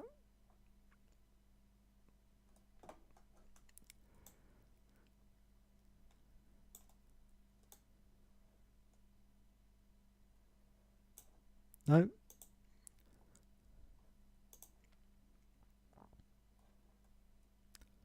That's weird. That's weird. It's £100, Dave says Will F1. All Albon fans love James Vowles. Can you do an update to your F1 game stories to include the ones on PlayStation, like what you did with the ones on the 8th of the 16th but computers? 8-bit computers. I can do that. I can do that. Can you update your F1 game stories to include the ones on PlayStation like we did? Yeah, I can do that. It's not a problem. I like the fastest lap point, but whatever. Prime Kimi Raikkonen would win the championship in that 2023 Mercedes. I'm being serious, not. Lando Chuck Norris will give everyone at the roundhouse kick and win the championship 2024. Getting rid of the fastest lap point is a joke, all because of that Danny Rick incident. I agree. I don't see the point. Drivers put on fresh rubber and steal it. Not much skill used usually in setting the fastest lap. Thank the good Lord. Norris is insecure and weak mentally. Andrew Benson is a Hamilton fanboy. Oh, is he? Oh, I apologise. I didn't know. Well, I'm a Hamilton fanboy. I love little Lulu. I love little Lulu. Lulu, Lulu, Lulu, Lulu. Lulu, Lulu, Lulu. I can't wait for him to turn up the races and see what he's dressed as.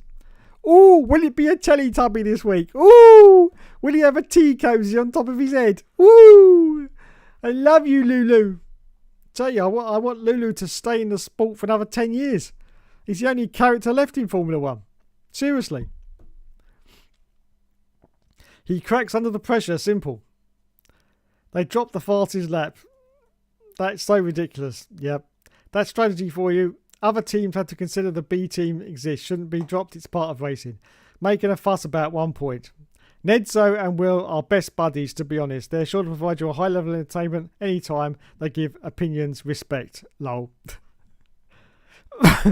2005 Raikkonen will be on 15 wins in this year's McLaren car. I mean, what do they expect him to do? Lift off the throttle? Guy had new tyres. He was quicker than Chuck Norris would have gotten fastest lap.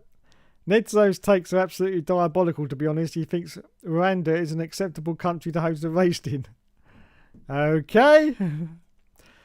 I mean, I don't even need to comment about that. I'll be making my own car if we ever have to go electric. Yes. No, hopefully that won't happen. It shouldn't have to happen anyway because it's totally unnecessary. In fact, they could all be driving the cars on V8 engines because of this synthetic fuel. So it's ridiculous. This biofuel. They could all be running around with V8s. As I say, they jumped the gun. 2014, they jumped the gun. All the environmentalists were kicking up, getting their panties in a bunch, and they just kicked up a load of fuss. And they went, F1 went, we better do something then. Let's come out with the hybrid engine. Because then at least it looks like we're doing something, doesn't it? You know, it's a hybrid. You know, it's half still harmful to the environment and half not because it's a hybrid. So that's what they did, but they just overreacted, I think. And Formula One has only suffered as a result. Last 10 years, it's really suffered because of that. But I don't think they'll ever go electric. No, I think they'd rather sort of pack the series in, to be honest, and go electric. And I can see the reasoning behind that. And feature in the comments. I do not understand the fault of that, man. Well, F1 2014 was very depressing, given it came out 2 weeks after the Jules Bianchi crash. Yeah, that was pretty bad. I must admit. Yorkshireman Oliver Rowland is the best racing driver of 2024. Stunning season in that Nissan car, even leading the championship at one point. It's like I hear that Williams over McLaren take, and I'm like, get out of here.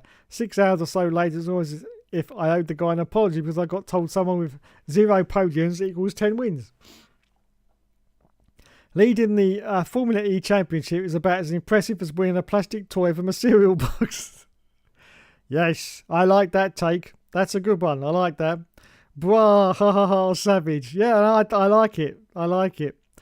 Dude burns Formula E to the ground. Us Yorkshire people correctly disagree. Will, is that because there's a Yorkshireman currently leading the Formula E? Is that why you disagree? Gotta give it to Nedzo, to be fair. To know that much about the sport, only 20, is quite ridiculous and mighty. I don't care one bit about Nedzo, says Will F1.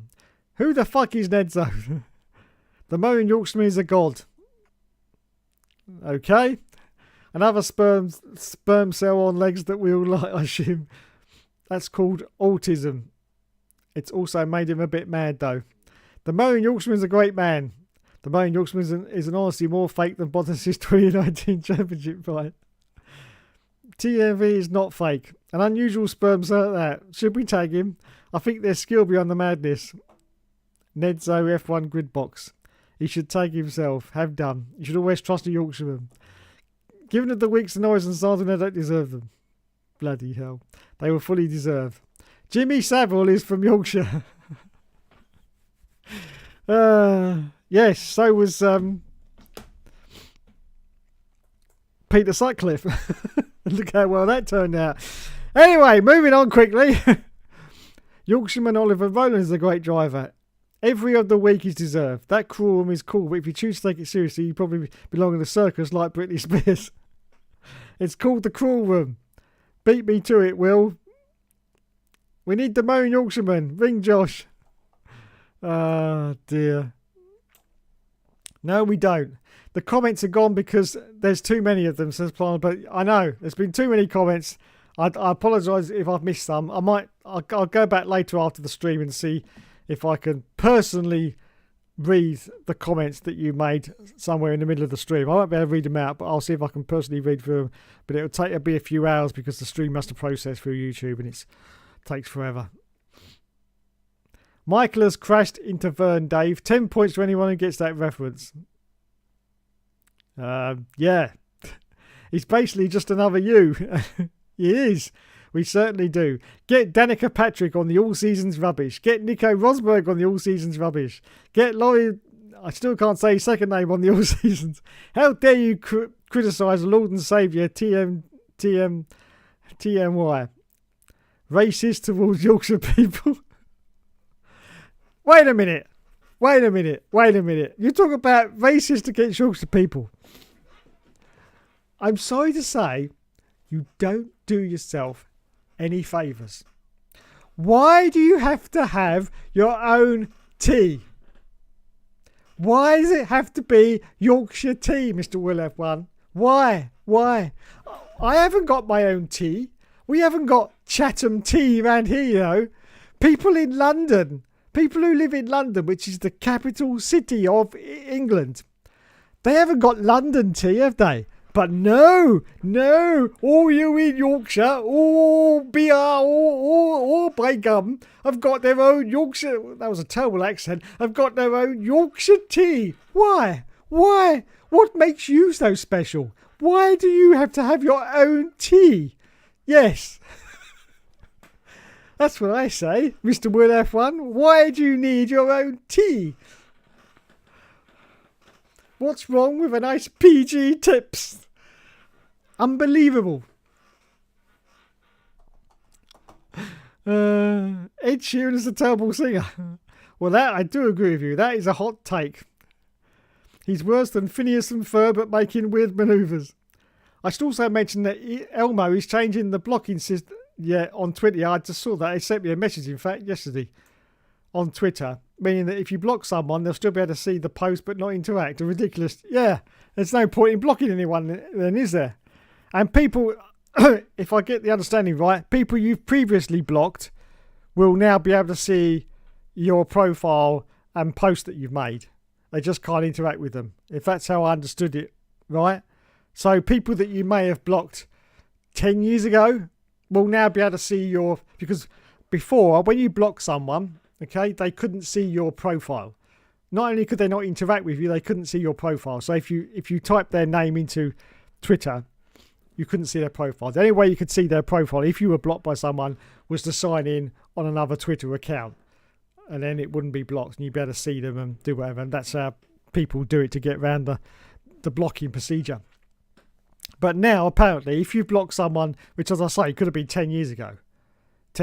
I remember a time about 9 years ago, I had quite a lot of trouble on Twitter and I had to do like a mass blocking of about 10 people. All those 10 people now are now going to be able to see my profile now, and but they won't be able to interact with it.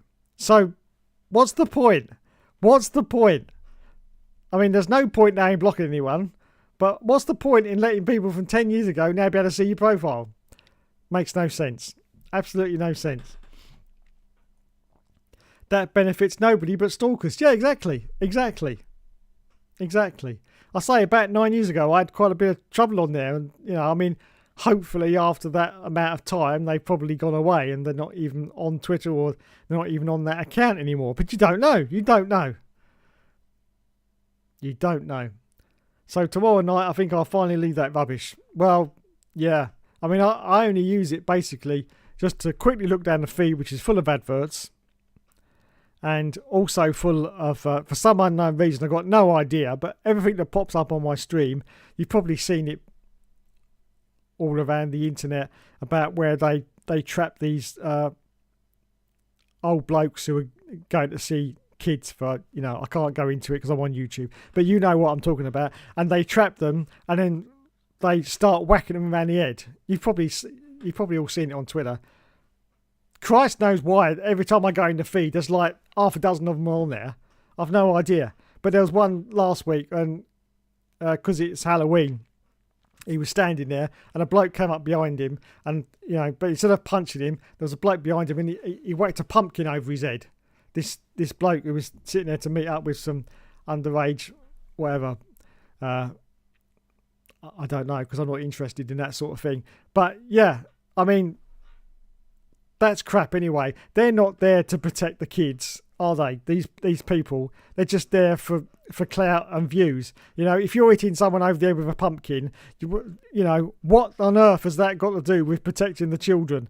Absolutely nothing. It's just basically for clout and views. But I say, the whole of my stream is just, for some unknown reason, it's just full of this garbage, absolute garbage.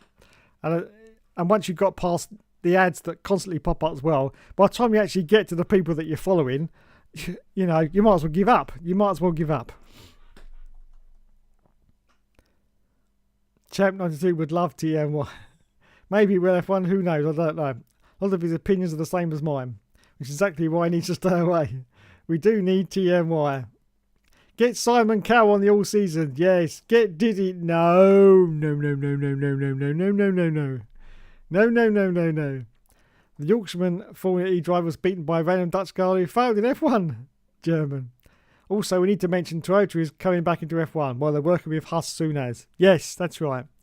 I did do a little joke about that on Facebook, I think, where I said that they're going to Toyota's going to try the WRC cars in the Formula race, in the Formula One races at Haas to see if they go any faster. Be great at Monaco. Yeah, they'll get to turn one and they'll just turn left and start driving through the mountains. Be great. Can't wait.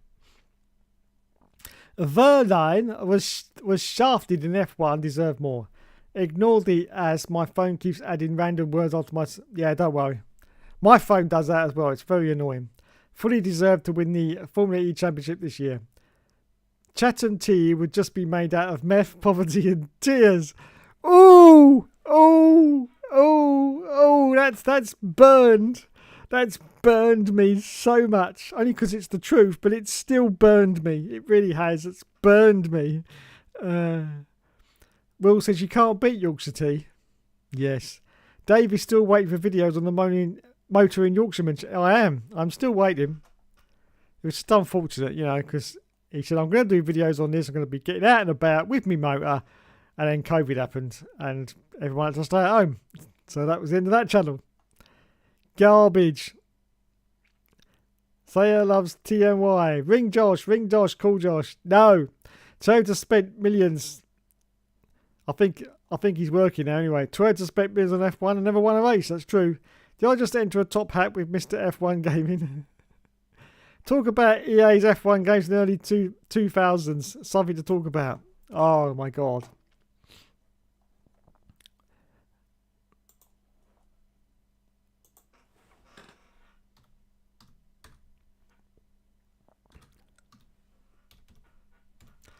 $2,000 EA. Here we go. Let's make myself a little bit smaller.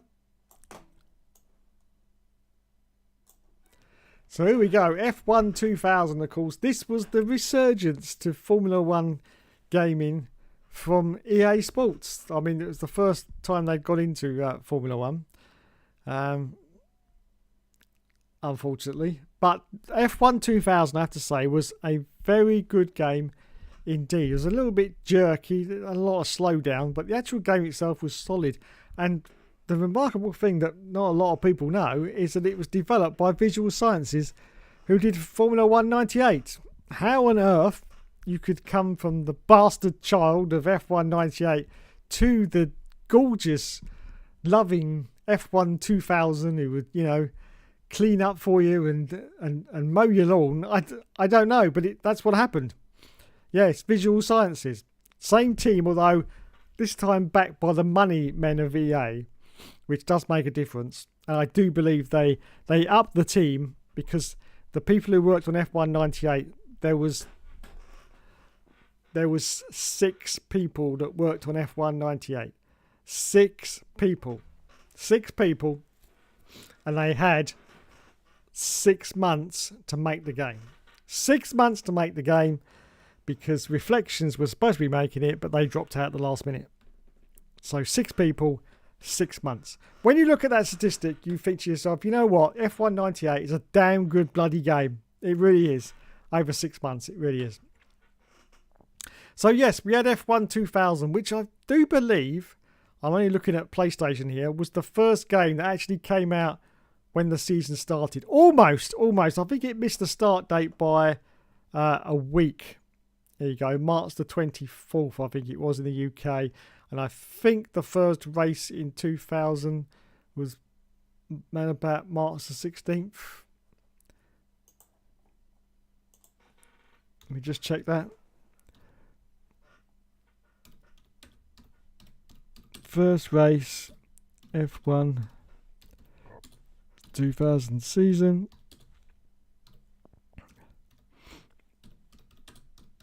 Start date. Oh, would you if you could spell start, but hopefully that'll do it. 12th of March. There you go. 12th of March is when the season started. 24. So 12 days, is that? Something like that. 10, 12 days. It missed the start of the season. But that's quite possibly the first and only F1 game that started very, very close to how the real season started. I'll tell you what, it made such a difference. It really did, because as I said, you could watch the race on the TV and straight away you could stick on your PlayStation and start playing it for real. That really did make a difference back then. Of course, it's pretty impossible to do it now because of the time it takes to make the game and the fact that Codemasters need 27 bug fixes to, even get it going. So there's no way they could start at the start of the season. It just wouldn't be possible. Wouldn't be possible. It includes the full 2000 World Championship, including the new Indianapolis Motor Speedway and the Jaguar Racing Team. Yes. Reviewed. Favourable reviews. Yes. It was good. It was a good game.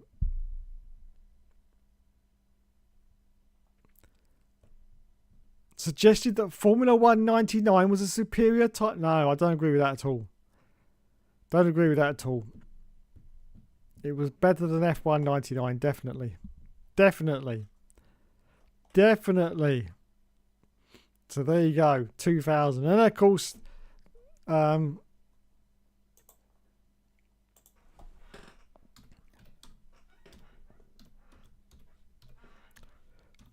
see if it gives us a whole list here somewhere.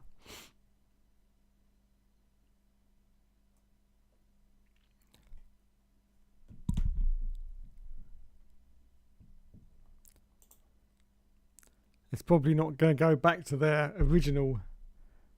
Oh, this is all the shit, isn't it?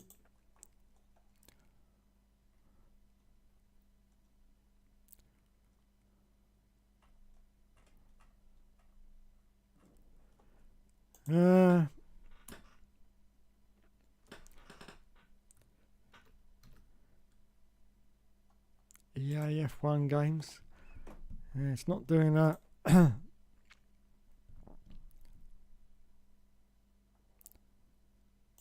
F1 franchise, maybe that'll do it. Game. I bet. Look, it goes back 3 games. Wowzers. It's all they're interested in, isn't it? 3 bloody games.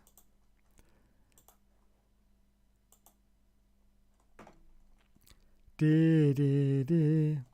anyway, we'll get it off of this page here. So that was F1 2000. Then we had F1 Championship Season 2000, which was released 6 months, only 6 months after the original game, because they had a lot of alterations in the season, which they included in the game. One of the alterations I didn't like was the fact that F1 2000 was fairly easy. So they thought to themselves, how can we make this a little bit more difficult? So all they did was they took out the pit stop routine. Yes, for the other cars. So there's about 3 or 4 cars that pit, but the rest don't. And so that's how you make a game easier, because you still have to pit, because otherwise you run out of fuel. But all the opposition basically doesn't. Yes. And so they gain a 20-second advantage on you. And that's the quickest way to make a Formula 1 game when they've only got a limited time scale. To make it easier is to basically just take out the pit stop routine. Yes, that'll do. That'll do. Oh, look, here's the complete list of EA F1 games. They've even included the Codemasters ones as well. I suppose we'll let them off. I don't know why that one's back there, because that was one of the last ones. F1 Challenge. What a piece of shite that was. Oh my god.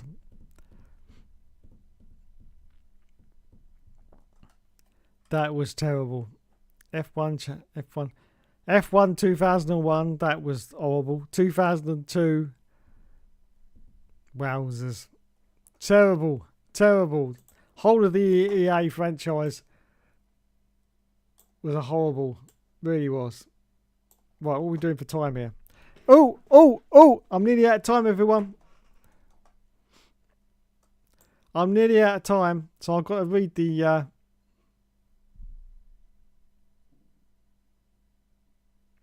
read the comments and I'm going to have to go. Get Damon Hill on the all seasons rubbish. Right then, guys, it's PSL here, and I started to plan to finish. Right, hi you guys, and welcome back to the Moaning Yorkshireman. Seems like Nelly settings, just a dream farm.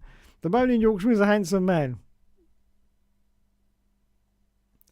Get both PS1 EA games arriving in the post. Got both PS1 EA F1 games arriving in the post. Nice. Nice. Crystal Racing is pretty damn good, to be fair. Yes, you've got the best two EA games arriving in the post. PS1. Yes, F1 2000. So what was the other? Championship Edition. Yes, you'll like them, guaranteed. Especially F1 2000. It's brilliant. Crystal Racing is pretty damn good. I also have that game, says Champ 92. Then F1 2001 happened. Yes, and F1 98 came out the week of the Japanese Grand Prix because it was rushed. Yes. F1 2000, what a season. Yes, because they had to find someone who'd actually developed the game. Bizarre said no, they wanted to do something else and eventually develop Metropolis Street Racer, and they asked Reflections, but they decided to do Driver.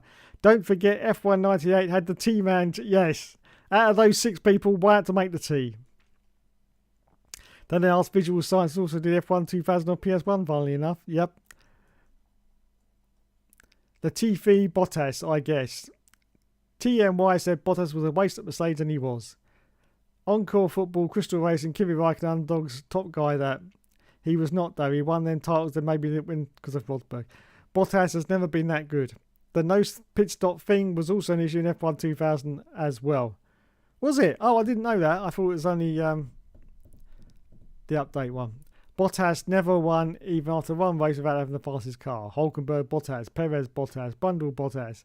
He got 10 wins, not many. Brundle Bottas. Yeah, because he had 5 rocket ships and he was piss poor at commentating. First blue, give way to the car behind you when you can. He was terrible in 2021 and 2020. 2018, Bottas was pathetic. Second blue, black and blue, give way to the car behind you when you can. I meant at driving as well. Hulkenberg Bottas. You're a 25-second stop-go penalty for dangerous driving. Not agreeing. In the words of AKA, hell no, he may rest in peace, by the way. Ask Yorkshireman again. Bottas is enormously overrated. He was never ever going to win a championship. Perez, but I can respect the other side, to be honest. Get Sebastian Vettel on the all seasons. Oh, yes. Oh, yes, indeed. Get David Coulthard on the all season. Well, do you know what? I've been here for 2 hours and I haven't even spoken about the race which is on this Sunday. I can't believe it. Oh, it's USA, isn't it? USA Grand Prix. What's happened with Imitation Jeff? I don't know. He got lost in the post, I think. But anyway, Hulkenberg's a better driver. Anyway, enjoy the Grand Prix on Sunday. I haven't been able to talk about it because I've been talking about F1 gaming, which is basically what my channel is anyway, so I should have been. But yeah, I was going to talk in depth about the race, but who cares about real life Formula 1? But anyway, enjoy the race. I'm sure it'll be great. And it'll be another win for Lando Norris to add to his collection. He'll only be, 26 points behind. Oh dear. Oh dear. That'll be exciting. We'll be here till midnight. We will be here till midnight, but unfortunately I can't be because people will be going to bed soon, so I've got to stop the stream. But anyway, I just like to say a massive thank you once again to everybody who has joined me tonight. There's been so many comments that you've broken YouTube. You've broken YouTube with how many comments. Cheers, Dave. Thanks, mate. Thanks for joining me tonight. Lol, as Russell would say, bollocks. There have been so many comments that you've broken YouTube, so congratulations for that. You can have yourself a free cookie. You need to show us a stand. No. Every time I do that, you keep moaning at me saying, we don't need to see the standings every time. So I'm no, I'm not going to show you the standings. So there you go. If you want to see the standings, you just simply type into Google F1 point standings and you can look for them for yourself, can't you? Yes, I am not going to show the standings until next Thursday when I will be after the race. You're in Chatham. Everyone will be off their head on crack anyway. Where's TB? Oh, yes, Will, you weren't here, were you? Here he is. Here's my bear. He's a bit dusty because he's not been used for the past 4 weeks because F1 decided to take a big long break. But here he is. He's now called Dusty Bear. Dusty Bear, there he is. Wave to Will. There he goes, look. There he goes. Wow, look at him go. Look at him go. Everyone's favourite bear. We need a 20-minute lecture on the stand. No. No, Will. It's not going to happen. Crack 'em. It's not going to happen, okay? But join me next week for more Hookster Talks when there will be another 20-minute lecture on the standings just for you and everyone else who's watching, because I know that's the part of the show that you love the most, because you tell me that all the time. Dustbin Bear. I like it. Dustbin Bear. That's him. That's him. Anyway, my voice is about to go, so I just like to say thanks so much for... No, I'm not ringing Josh. Jack Brabham, the original JB legend, great 88 years. Yes. Like I say, thanks so much for everyone who joined me in the chat tonight. To the man whose name I can't pronounce. Will F1, Bois was in there as well. DJM99 was in there. Plino Plessy, of course, was in there. Did I mention Will? I hope I did. Bois was in there. I'm just making up names now. Jamie was in there right at the start of the chat. Mr. Champ 92 was in there as well. Thank you, sir, for joining me tonight. Laurie was in there as well. I remember Laurie was in there, and I can't go up the chat anymore because you lot out there have sent so many messages. You've broken the YouTube chat. So what I can say is congratulations to all of you for breaking the chat. Oh, look, and Shane is in there as well. He's just joined us right at the end. Hello, Shane. Welcome along. Unfortunately, I am just about to go, but yes, we need the F1 2001 video set. I think that'll be Christmas now, but I have finally finished the editing for the F1 98 Halloween special. Oh, you going? Yes, I am just going now, Shane. I'm sorry. Yes, just about to go, mate. Just about to go. But thanks for joining me anyway. Yes, I have finished the Halloween special for F1 98. All I've got to do is the commentary, and then that's done. So that should be out on the 31st. Hopefully. Hopefully. Lovely. Quiz. No quizzes. My voice is about to collapse, I tell you, for spattering, talking my rubbish for the last 2 hours. No quiz. No time for the quiz. Thanks so much for joining me, everyone. No. F1 98 Halloween special with the tosser. That's it. Boo, says Shane. I'm sorry, but it's 2 hours. It's gone 2 hours now. Gone 2 hours. And so, yes, the quiz will return at some point. Yes, when I don't spend 2 hours nattering all my shit. We need a quiz. We will get a quiz. We'll get a quiz next week. I promise. Next week we'll have a quiz. Yes, definitely. God. Anyway, that's it. I'm going. Thanks so much for watching, everyone. You've been awesome as always. I've got to give my voice a rest now because I've got to do a commentary tomorrow as well for the All Seasons. So I've got to give it a rest. Anyway, thanks for everyone joining me tonight. And have a nice Grand Prix at America. Where's Grogu? He's on the floor. I can't get him. He's too far down, but he's on the floor. Yes. Anyway, that's it from me. You've been awesome as always. I will see you, of course, next week because it'll be the after of the Grand Prix. And no doubt there'll be a video on Monday with the autopsy of my quick 10-minute video. Justice for Tosser. Yes, absolutely. Justice for Tosser. Anyway, that's it. Don't delete the footage again. All right. This wasn't my fault, okay? It wasn't my fault. I get distracted a lot, okay? I get distracted. Sometimes, Will will understand. He's got a PS5. Those video clips have really long numbers of them. And I can't remember each one all the time. So sometimes I make a little mistake, but it's not very often. Anyway, that's it. I'm out of here. Hamilton winning coming. Yes, indeed. Anyway, I'm out of here. Thanks so much for watching, everyone. You've been awesome as always. And I'll catch you.